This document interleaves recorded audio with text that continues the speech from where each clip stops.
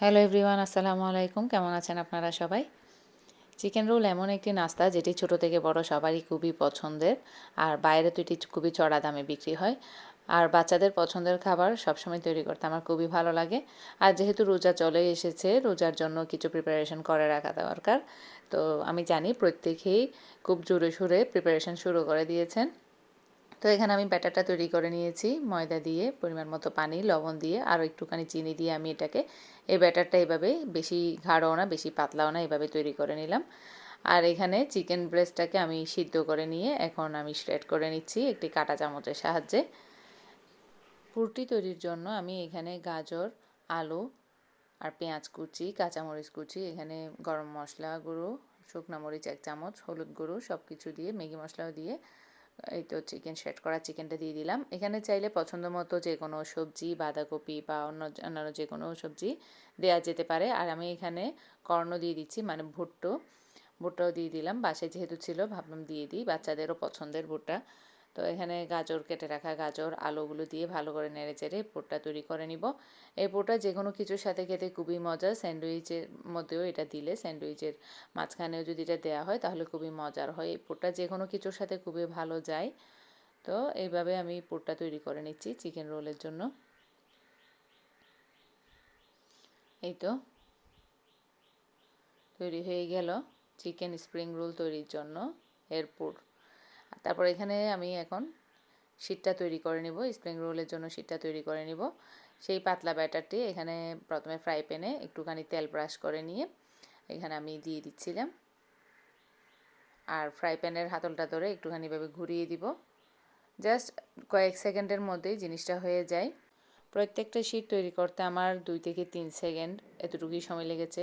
খুবই অল্প সময়ে এই নাস্তাটি তৈরি করা যায়। একটু পুরটা তৈরি করা একটু সময় সাপেক্ষ হতে পারে, সবজি কাটা বা অন্যান্য সব কিছু, কিন্তু এছাড়া এই চিকেন রোলটা তৈরি করতে আমার খুবই ভালো লাগে। খুবই অল্প সময়ের মধ্যেই তৈরি করে নেওয়া যায়। এভাবে করে আমি সবগুলো শীট তৈরি করে নিব।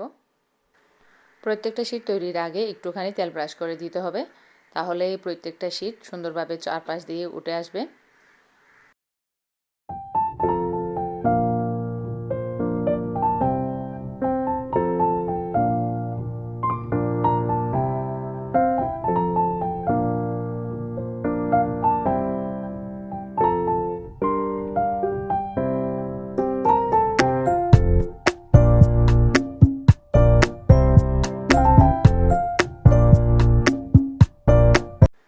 শীটগুলো দেখেন কতটাই পাতলা আর খুবই সফট, একেবারে হাতের মুঠোয় চলে আসছে, কিন্তু তারপরে এটা ছিঁড়বে না, খুবই নরম আর তুলতুলে।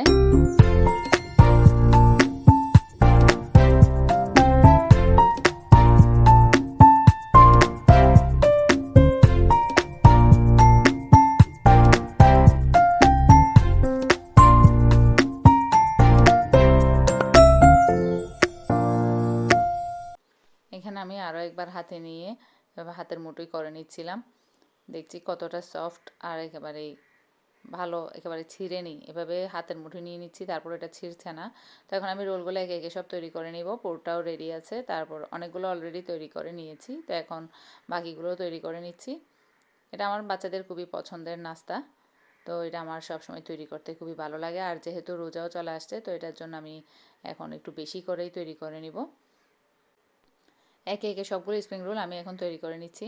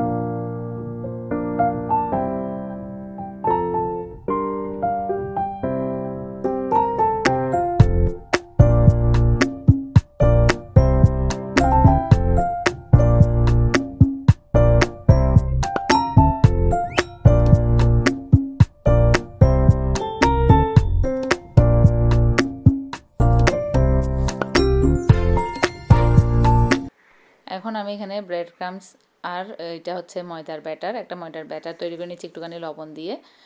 ব্যাটারে আমি চুবিয়ে এখন ব্রেড ক্রামসে গড়িয়ে নিচ্ছি প্রত্যেকটা রোলকে। এভাবে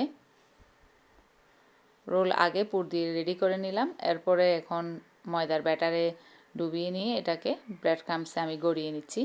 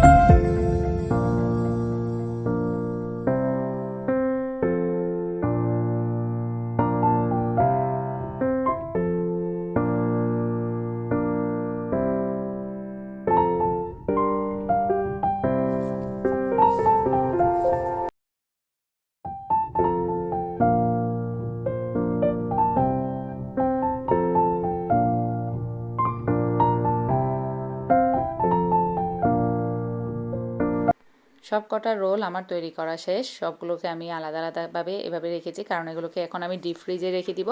তারপর 2-1 ঘন্টা পর ওখান থেকে বের করে এটাকে আমি ফ্রোজেন করে নিব কোনো একটা বক্সে করে, আমি আবার রেখে দিব আর কি। এভাবে করে প্রায় 1 মাস 1 থেকে 1.5 মাস পর্যন্ত ফ্রিজে রাখা যাবে।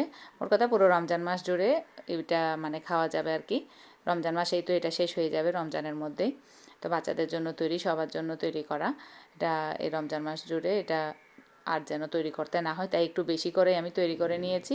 তো কেমন লেগেছে অবশ্যই জানাবেন। আজকের জন্য এই পর্যন্তই। আল্লাহ হাফেজ।